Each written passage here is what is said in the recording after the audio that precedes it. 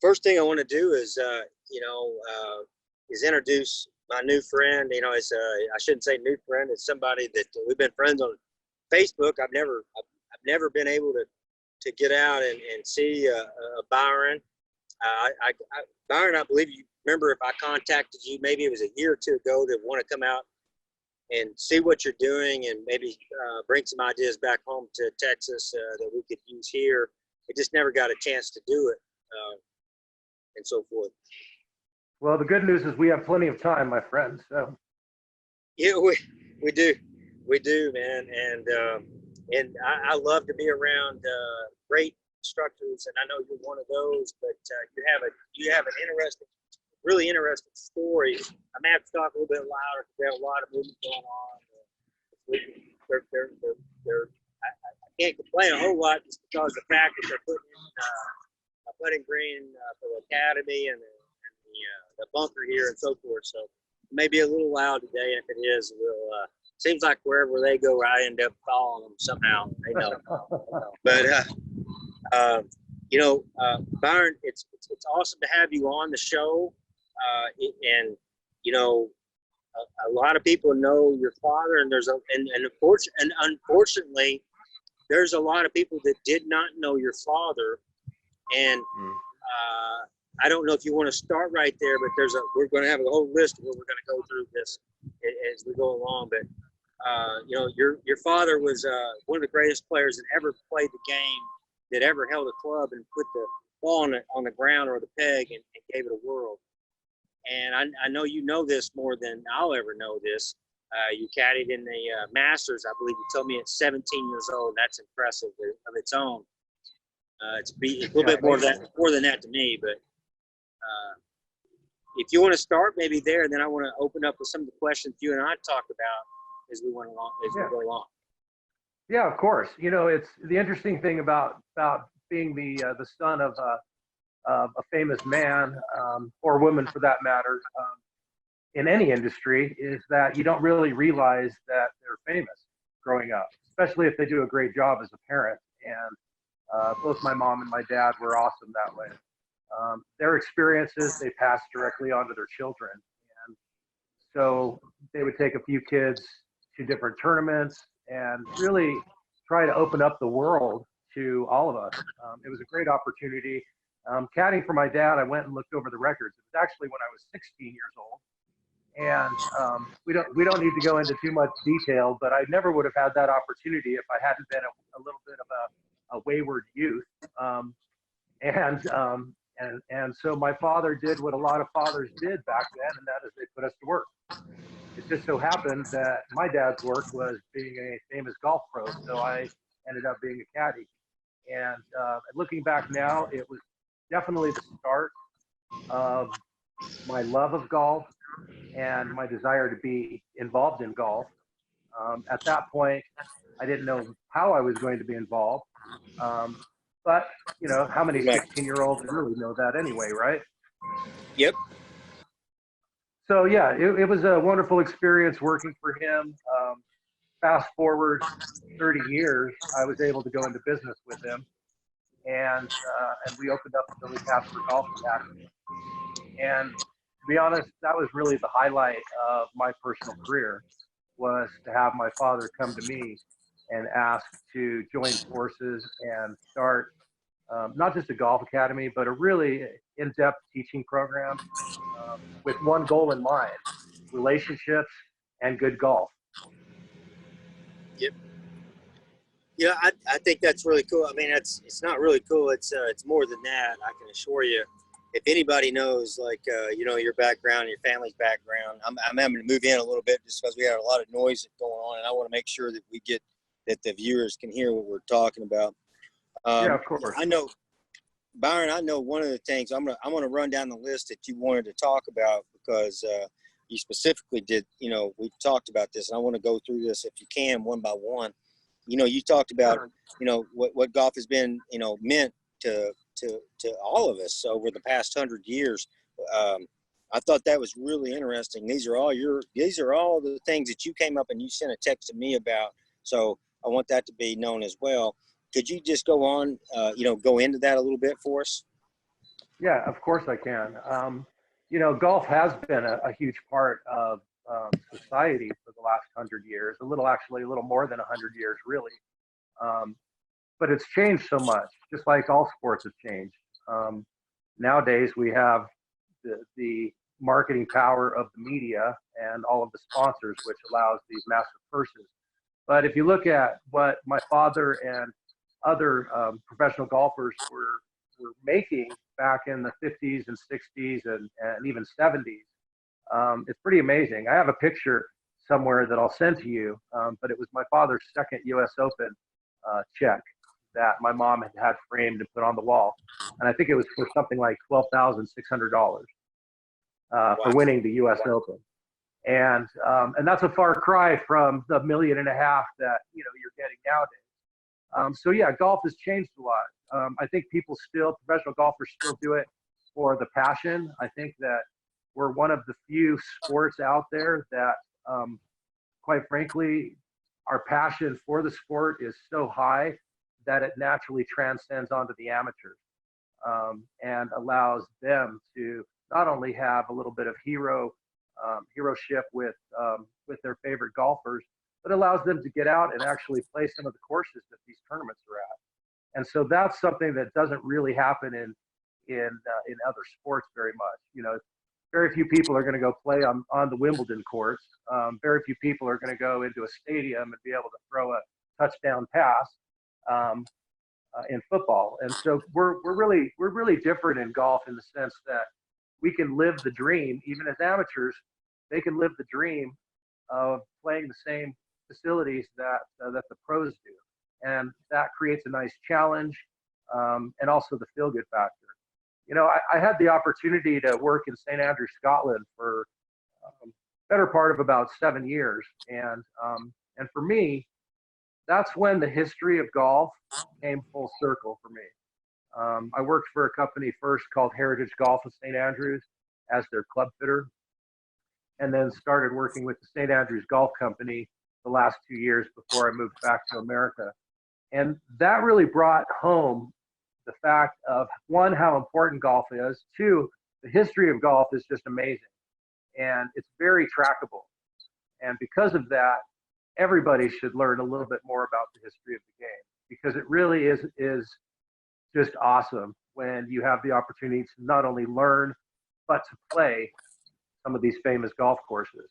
So for me, having a famous golf pro father was one thing, but it really wasn't until I had lived in St. Andrews, Scotland, and worked there that I started understanding the deep roots that exist within the game of golf.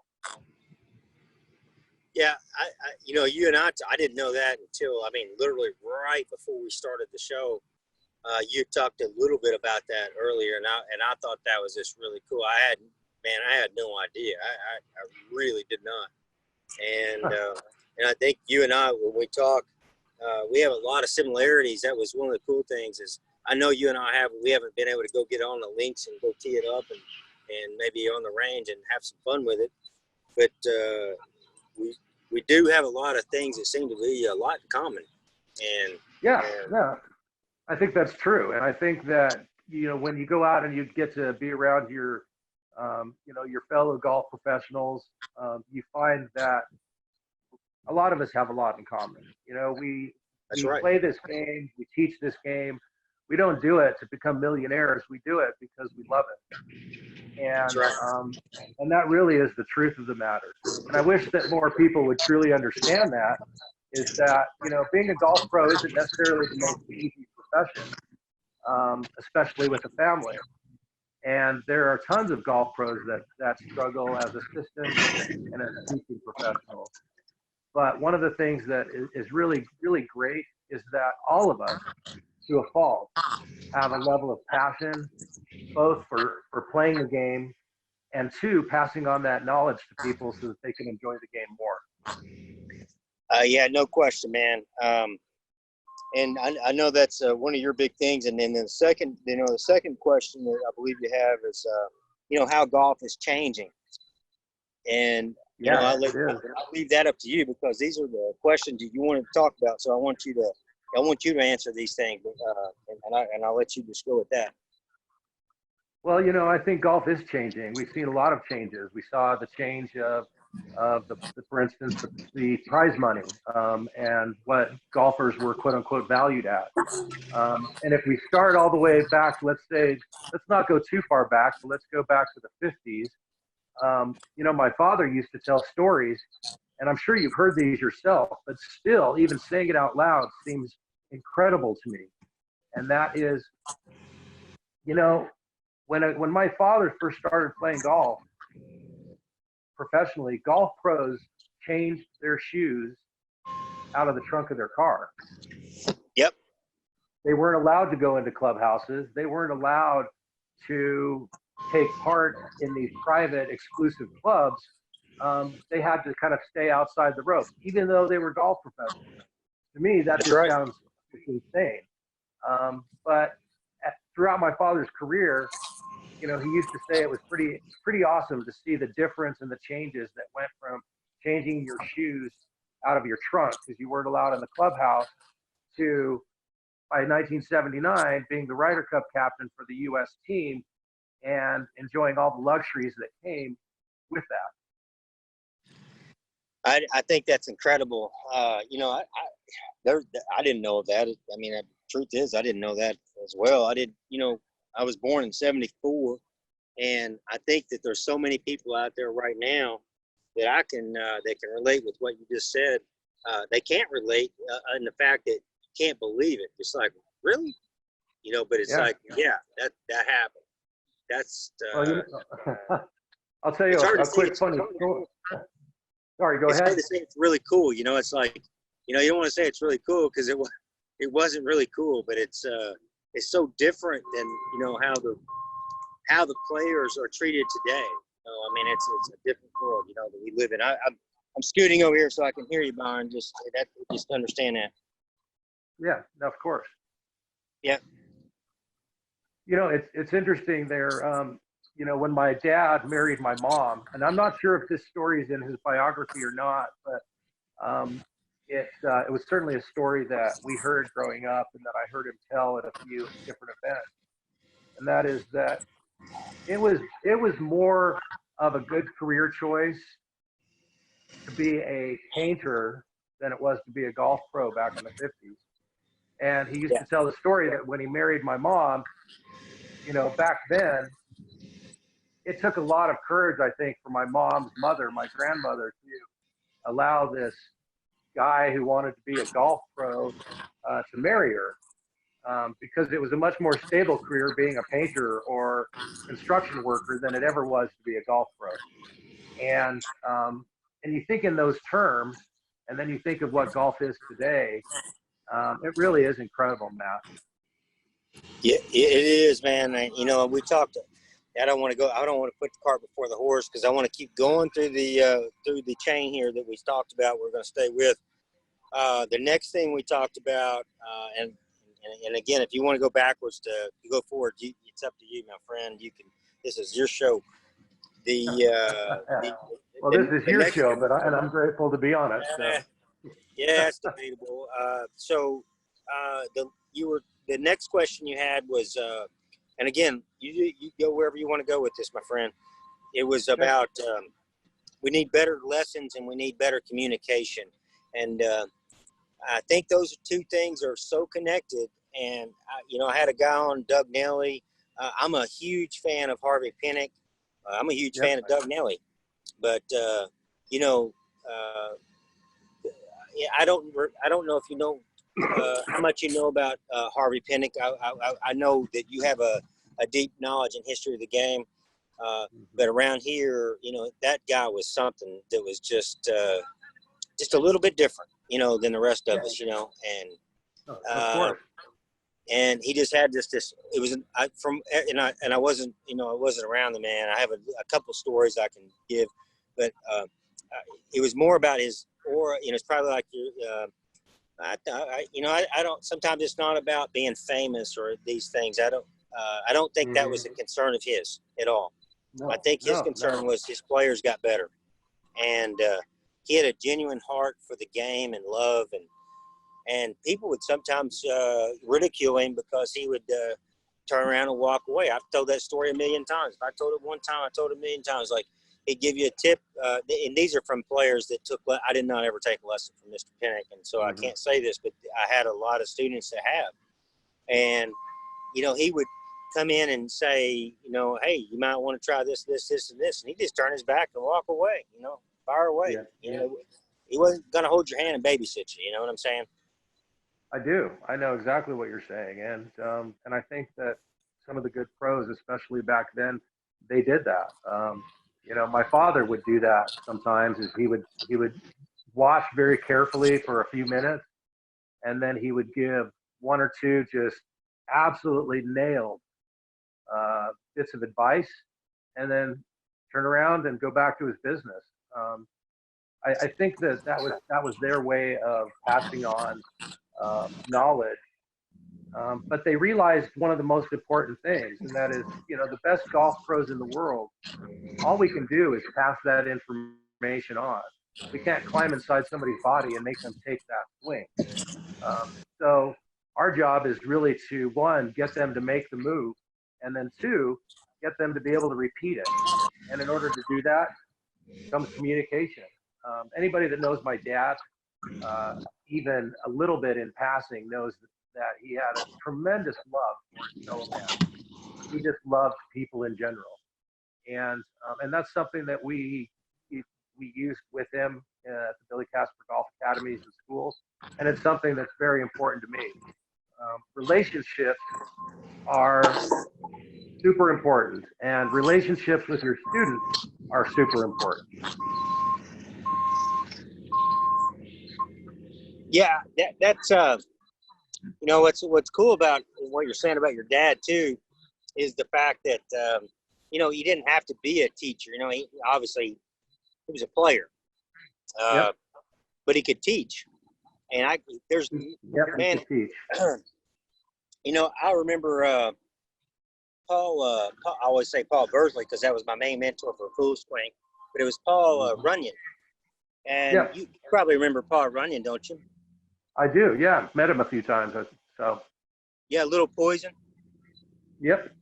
And he had these he did these things with us, but but the one thing I remember about your dad, and I certainly don't want to put words in. I would like you to talk about it.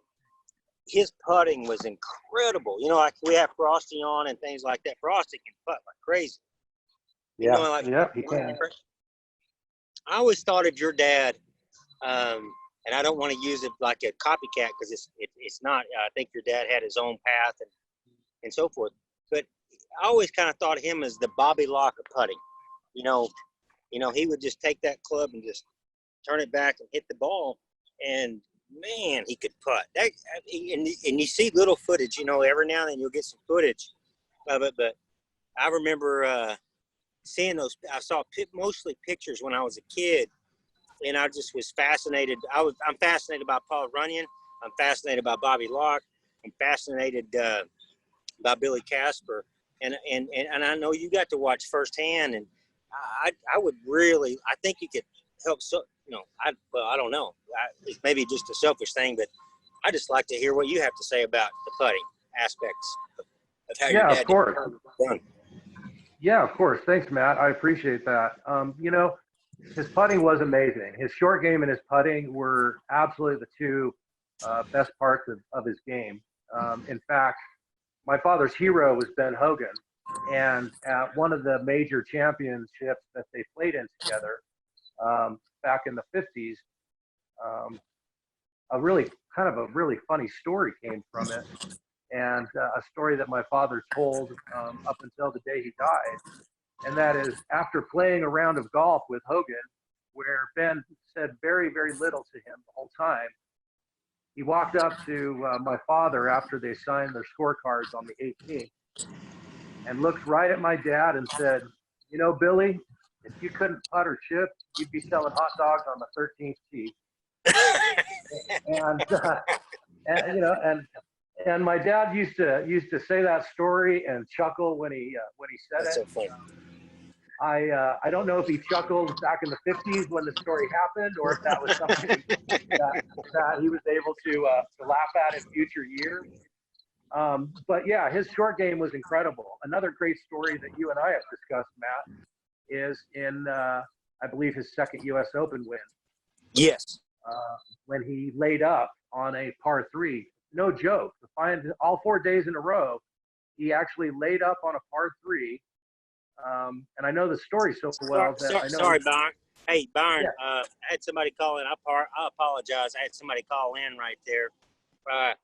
Can we start over at that a little bit? Like you and I were talking about that second U.S. Open with your dad.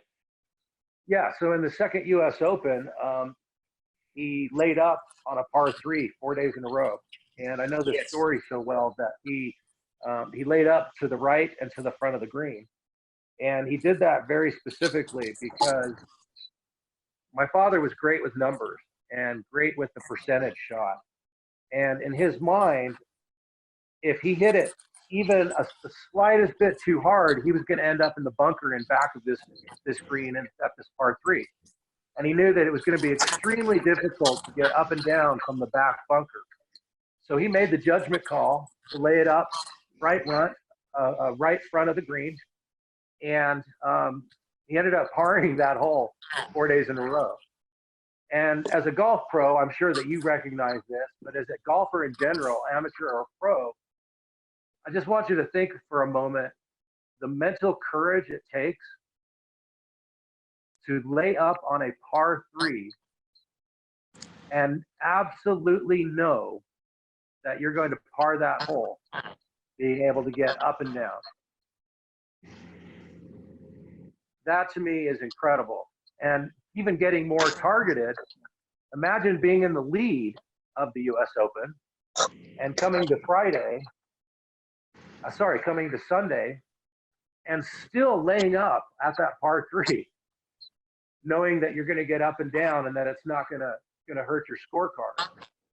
To me, that's a lot of mental courage, and it's a lot of focus, and it's also playing the game that you know how to play for you and you only. Hey, Billy, or hey, Byron. Yeah. I apologize. I'm just having some calls coming in here. I forgot to turn my phone off on the do not disturb. But okay. we got pretty much everything that you're talking about. Please keep going if you will. Yeah, of course. So one of the things that, like I said previously, it's the mental courage of the game that allows you to play within yourself, and that's one of the things that my father did very well. He knew his game. He knew the shots that he could make. He was a great percentage player, and that's why he laid up on that par three 4 days in a row. But again, I revert back to. Sorry, go ahead. No, I'm sorry. I'm sorry about that, Byron. We talked the other night, and I said, "Hey, I thought it was always left. I thought he went left of the green to chip up to the shot. And I think you said he went right. Is that correct on that par three? He basically laid it up just right, and it was right in front of the green. Yeah. And he knew that he knew that area, and he knew how to get up and down. And just like all of the great professionals, my father literally could land a ball within a 1 to 2 foot circle. He knew where it was going to go, and so he played the percentages. The percentages were, he didn't want bogeys, especially because he knew he could be in contention for the tournament. And think about it: if you're in a back bunker with a thin green, that's a really hard shot to get up and down with. But if you're in front of the green, you've got a little bit of green to work with. You can chip that up nice and close, make the putt, call it a par, and get out of there. I just think it's amazing he did that 4 days in a row, especially on the Sunday when he was leading for the win. That was one of the things, when we talked, that was one of the things I talked to you about. I was like, so get this, tell me I'm not getting this wrong, because I sometimes do. And you were like, no, you have it right. He did lay up these 4 times, and he did get up and down. He got up and down each time. And, the discipline it takes. I'm going to stay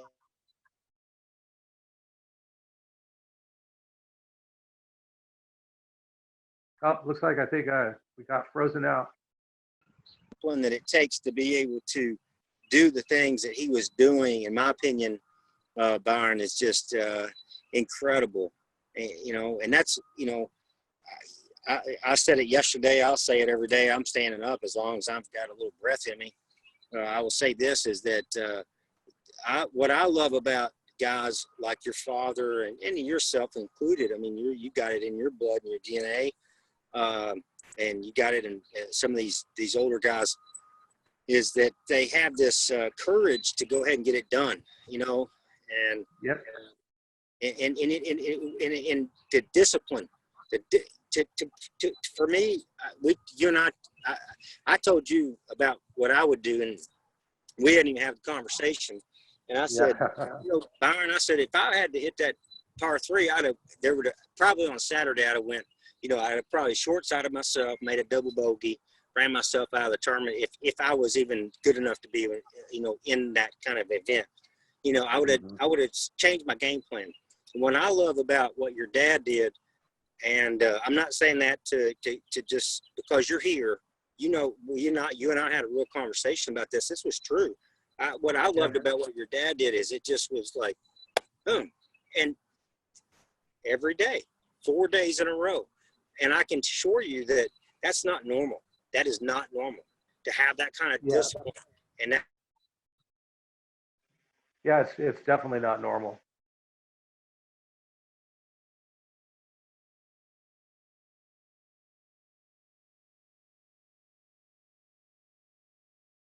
I think we're freezing up a little bit, my friend. I apologize for that. So I guess I'm a little popular this afternoon.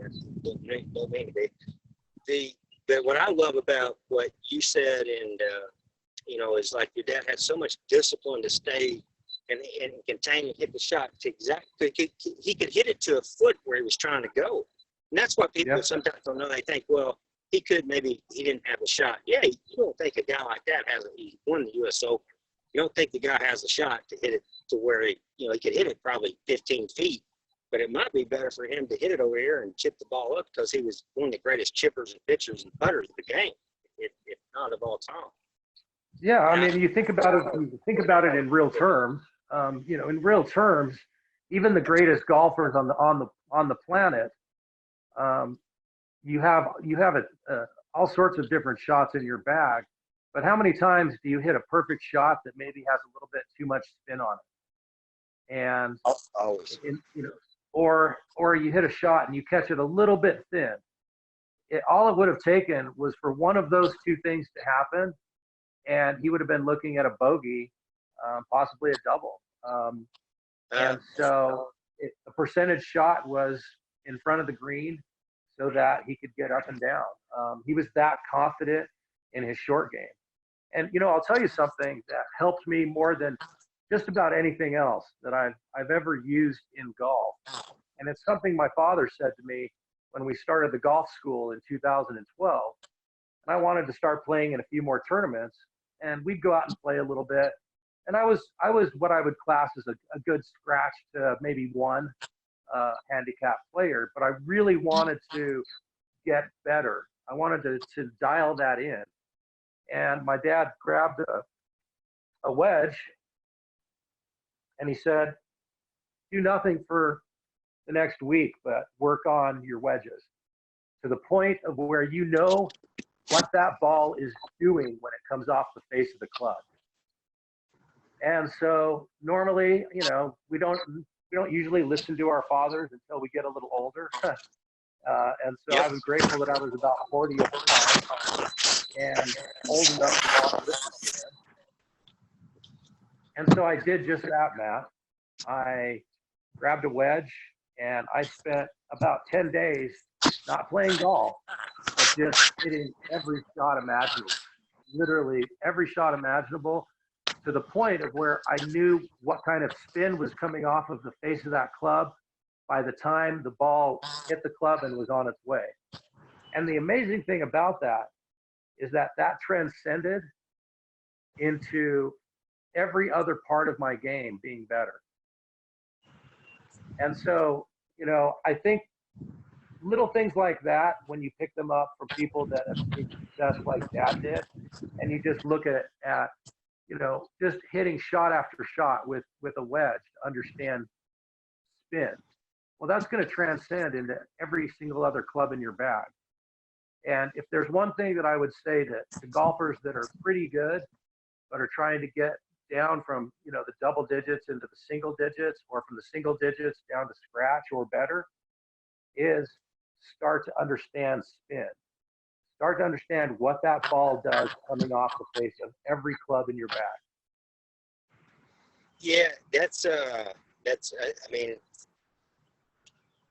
yeah, the one thing that I would say with all this that you're saying is that anybody that's being able to listen to this is like, it's such a level that, I know for you, Byron, that this is just, hey, this is just 101. We hadn't even got to the first level yet. You probably got 20 levels. And I take that with all seriousness, but it's true. You get these people that are listening, watching this, and they're like, really, no kidding, and you don't realize 100%. There's levels that go with this, and the odds of any of us getting there, like, I don't think there's a certain point in your life where you kind of go, well, the goal's not that anymore. Yeah. But when you watch somebody like your father, or Frosty, we've got a lot of mutual friends on Facebook. And I know you're a very good player. I can get it around a little bit myself. But it's just, there's these different levels that they could do. Like you could say, when you were talking about your dad, I've heard you say this not once, but multiple times, like you couldn't believe the accuracy. I wouldn't say you couldn't believe it. I don't know if that's the word you used. If it's not what you use, that's okay. You tell me what it is, but you were just blown away by how accurate he really was. He was very powerful. Billy Casper had a beautiful golf swing, much like in my opinion, much like a Payne Stewart. They had in the old days, they had beautiful footwork. We've lost a little bit of that. Now the kind of the footwork is more of a shift with the hip and the snap with the right hip. Kind of goes like, like a piston this way and that way. It's not it's not my cup of tea. My cup of tea is Ben Hogan, Billy Casper, and Frosty and West Shore. I love good footwork. I love Trevino. Where you have footwork. Jack Nicklaus. I love Jack. Left. The left heel works in, the right heel works in as well, with a little bit of depth to that. But it's not so much this stringent like snap and it's kind of sting your hands and snap your back and ends up with a lot of knee injuries, and in my opinion, and it doesn't have that flowing, doesn't have that silkiness and that kind of that river flow to it that in my opinion, I would love to have. I always use the word mechanical, Matt.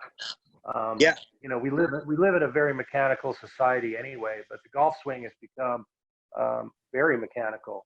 And I'm very much like you. You're a couple years younger than me, but I'm very much like you in the sense that I really can appreciate the value of the feel that went in to what these guys did. In fact, I want to show you something real quick. Yes, please. The benefits of having my golf bag here, but I always carry this club right here with me, and I use it in my practice sessions. But I want you to look at this. First of all, this is a Billy Casper, a Wilson Billy Casper 5-iron. I'll bring this in a little closer so everybody can see it. I'm gonna push this in here. Oh yeah, here we go. Now we're in. Hold on a second. And so, So here, there's a little Billy Casper 5-iron. Now, the reason I carry this is a couple different reasons, and that is one, I love the fact that it's my dad's club. I love the fact that it's from 1968. And I love the fact that it's such a great training aid. And I want to show you a golf ball next to the face of this club. Please do. Yeah. I did a podcast. I don't know. Take a look at the size of that golf ball next to the size of that head. Oh, hell. Okay. Now, that to me is amazing that that's what these guys were scoring with back then. Yeah. The golf ball is literally almost as big as the head of that. Now let's fast forward to my PGA blades. Now let's take a look at the face of the club. Look at how much more room. Look how much more room you've got, right? Not even close. And so, you know, technology is a big deal because these guys did what they did with this equipment, the equipment that I have in my hand right now. And that just makes it even more special and more incredible that these guys were able to not just play the game of golf, but score and, you know, still go out and post 4, 5, 6 under rounds, no problem whatsoever. I'm going to walk on in one more time. One of the things, too, I would say, Byron, that to me was the fact that, those guys seem to take it a little bit different. You know, I know they could cut your throat and they could take your money and all those things, but man, they knew what they were doing. You know, they did. I mean, and they knew what they were doing without the benefits of video, without the benefits of swing diagnosis, without the benefits of knowing how many degrees their hips were open or their shoulders were turned. They really truly did it by hitting ball after ball after ball. And you know, it brings up another Ben Hogan story. I once heard a story about Hogan. I don't know where it happened. I think it was at one of the U.S. Open. But he had set his caddy down to the about 150 yards out at a driving range, and he would hit, I think it was 50 balls, and his caddy had to catch each ball without taking more than 2 steps in any direction. Wow, that's crazy, man. And if his caddy missed, he started over again. Ooh. And that level of practice with this equipment that they used back then is incredible. You know, one of the last interviews that I was with my father before he passed away was in 2013 or 2012 at the PGA show in Orlando. And this reporter asked him, you know, how good were you in your day? And I was even shocked with the answer that my dad said. And again, it just brought home not only what he thought and what he believed he could do, but how good he really was. But he said to this reporter, he pointed down the street to a telephone pole that was about 150, maybe 130 to 150 yards away. And he said, you know, he said, when I was playing and winning, I would have hit that telephone pole 9 out of 10 times. Wow. And you think of that, and you know, again, this was an interview that he did in his later years. But to have that one level of confidence in your own ability, that's what makes champions. You know, champions may go through emotional up and downs like everybody else, but when they are winning, they know every small little aspect of what they're doing. And that's what makes champions champions. Yeah, it's pretty incredible, isn't it? I think it's amazing. I think I'm very lucky though, Matt, because not only did I have all of these wonderful experiences with my father, and then I got to teach, you know, caddy for him, and then I got to teach with him side by side for many years before he passed away, which was a dream come true to me. But as a golf professional, it made me even more proud of what my father accomplished. It's worth knowing his story, and I won't go into too much detail because, you know, you can Google this and check it out. But you're talking about a kid that didn't have shoes until he was 7 or 8 years old. You know, you're talking about a kid that was so poor that he didn't know what he was going to do, but he had a talent for golf. And after going to Notre Dame on a scholarship for a year, came back, San Diego, joined the Navy, and a couple admirals saw him play golf and really believed in him. And that was the beginning of a 55-year-long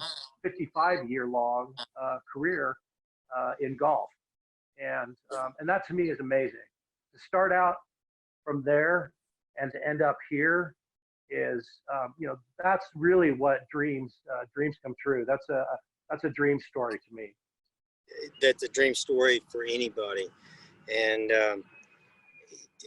for somebody like me that hears that, I got chill bumps all over me, top to bottom, hearing something I know how sincere that is to your heart, and it's real. The other thing, I know, I think it was Faraday that did a great story on your father, and, Yep. And it was explaining to people like us, just a normal person that plays golf, that loves the game, that here's how good this man really was. And if you didn't see that video, I would suggest, watch it. Just go to Golf Channel. I don't really know how to get to it, but it probably won't take very long if you Google David Faraday and Billy Casper. But you should watch it. It was incredible. It was impeccable. I mean, I guys like me, you know this, Byron. We're all the same. I knew the story.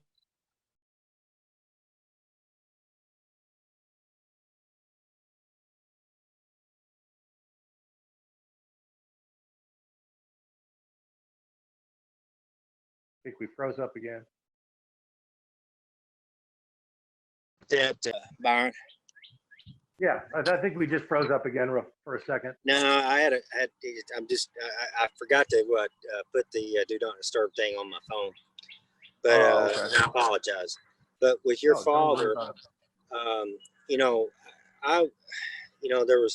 love Paul Runyon. I love Paul Bursley. Paul Bursley was a teacher and never played on the tour. Now, there's just people you love, that you just don't even know. And then you run into somebody like yourself, and when you and I got to talk, it's like you and I have been very good for.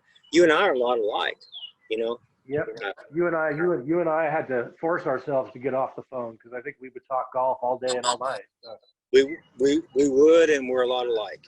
I think that from the little bit you've told me about yourself, I can assure you I was a younger brother as well. We just talked about that earlier. And I have my issues as well. But, there's just this, we have a common denominator with, we love the game and we'd like to keep legacies going. And, I know you're in a situation probably, I would think, and I don't know how much time, if my battery holds up, and I hope it does, but, I would think with, there was probably a lot of pressure on yourself as a player. And I don't want to, if you don't want to go there, don't. Just do what you want. But I can only imagine, when you have a Billy Casper that's just a humble human being that just beats everybody's brains in, and then all of a sudden you got to go play a golf tournament. Your name's Casper. That probably is not real easy. I don't know, man. You fire away with that. Yeah. You know more than me. It wasn't the easiest thing. In fact, that was one of my original decisions on going into writing golf books and becoming a teacher. Because of that pressure that I had in high school and in college, where showing up at tournaments, everybody else didn't get an honorable mention except for Byron Casper. And, the amount of times that the starter would announce over the TV, over the loudspeaker, we've got Billy Casper's son, Byron, playing in our tournament today. Come on down. And instantly, you might as well just have shot me in the foot. As far as getting the ball off the tee in a good manner, especially on the first hole. But it's just like anything else. Over time, you go from being nervous or unhappy about things like that to where you actually learn to not only control it, but to control yourself. And it made me a much more focused player as I got older. To this day, funny enough, the only person that really makes me nervous or that made me nervous on the golf course was my dad. Yeah, And it was because I wanted to go out and impress him so much. And I can remember I can remember the day, I can remember the time, I can remember what we had for lunch afterwards on the day that I felt like I finally made my father proud as a player. And it wasn't the greatest round. I ended up only shooting 3 under, but he was with me the whole time. And it wasn't even directed at me originally. It was directed to my mom and my older brother. And my dad looked at them and looked at me and then looked back and he goes, "You need to watch Byron play." And they were like, "Yeah, we know he's good." And my dad looked at him and shook his head and he said, "Yeah, you don't know how good he is." that's so cool, man. And to me, that's a goosebump moment for me because, all of us want to make our dads proud, right? I mean, that's just being a Yes. son. Um, Yes. but sometimes it's a little harder to make our dads proud when they've been, scratch or below their entire life on the golf course. And so when I was able to do that, it was, it was one of those moments that I'll never forget, and something that I hold on to a lot now that he's gone. Yeah, I think that's that. I think it's really cool, but it's not being cool that it's cool to me because I hear the story. But you and I talked a little bit about this, and just as we had casual conversations. But I can't imagine having to live up to those. I don't think you had to live up to. From what it gathered to me, I may be wrong on this. If I am, you correct me, please. Correct me, but it seemed like your father would be like, hey, however you play is however you play, and Yeah, he he just was happened to be with really one. freaking good. Well, he was with one exception, and that is that my father was old school. He if he would have been alive today, he'd be coming up for his 88th birthday, I and mean, so because his birthday's in June, so he'd be about a month away from 88. But the one thing that my father was adamant about was that he was very proud of all of his children. But if you were going to go into golf, then he was more than willing to open every door on the planet for you. But what you did after that door opened was completely up to you. And he was not going to hold your hand. He was going to teach you. He was going to help you. He was going to advise you. But he understood that when you go out on the golf course, go into the world, at the end of the day, it's you performing. You have to be the one that can perform. And so one of the things, again, that I'm very grateful for is that he was a little hard on me because of being a professional golfer. But because he was hard on me about that, it made me rise and raise the bar on myself. And that to me, that is so valuable, Matt. I can't even begin to put it into words. Yeah, I couldn't even imagine. It's different, like it is. It's not like the same. It's not the same game. When you have Billy Casper as your father, it's not the same game.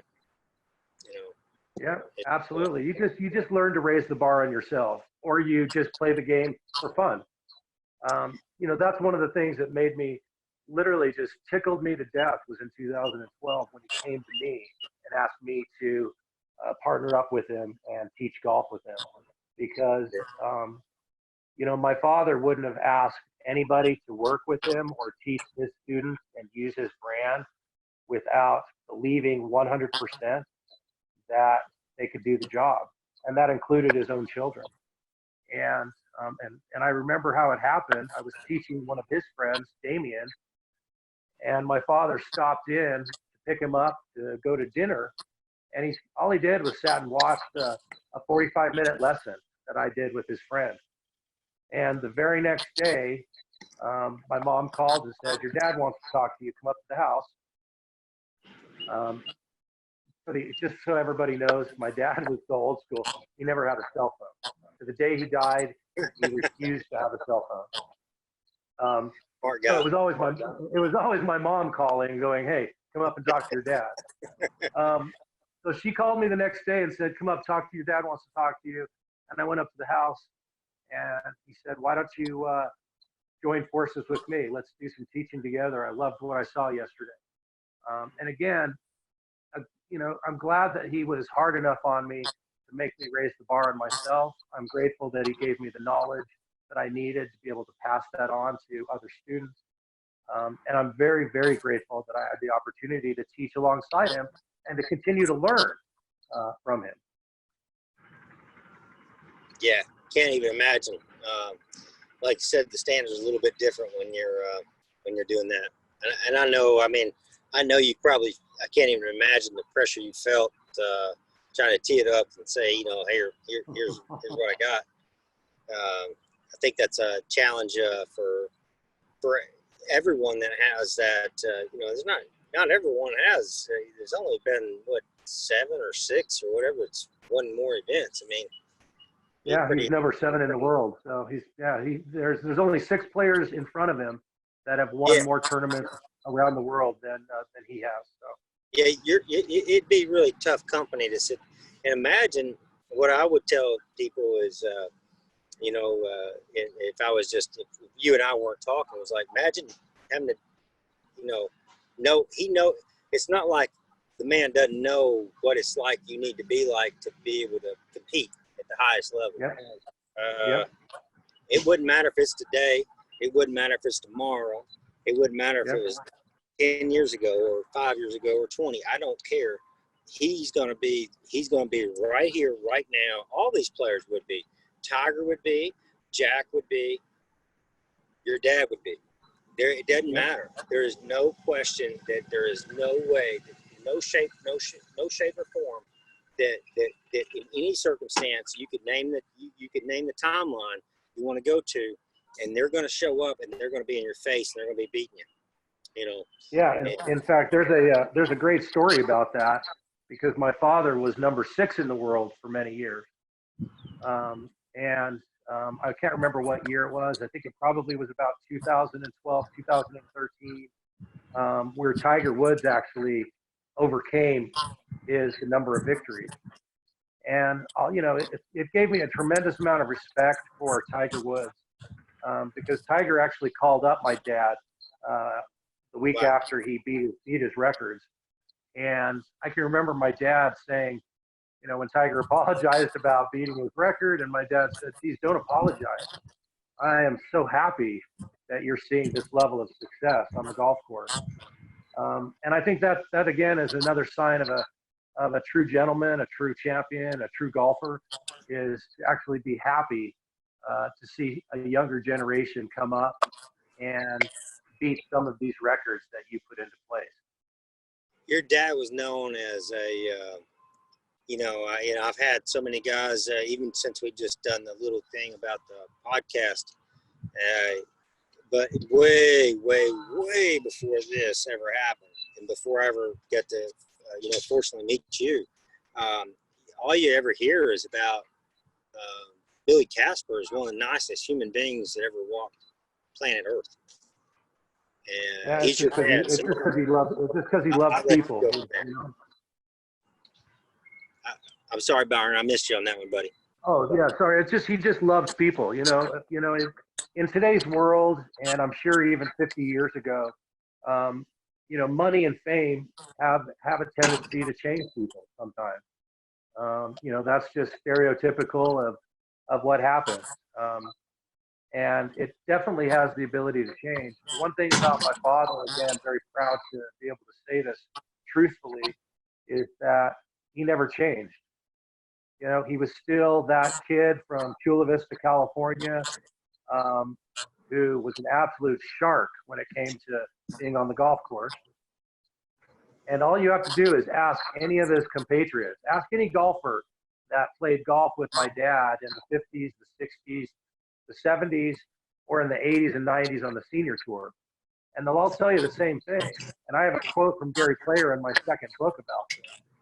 And that is, if they saw that dad was anywhere from 2 to 3 shots back, they knew that they could not lift up the gas. They had to keep that pedal going because they knew that dad had the absolute capacity and the ability to catch up and beat him. And I love that story.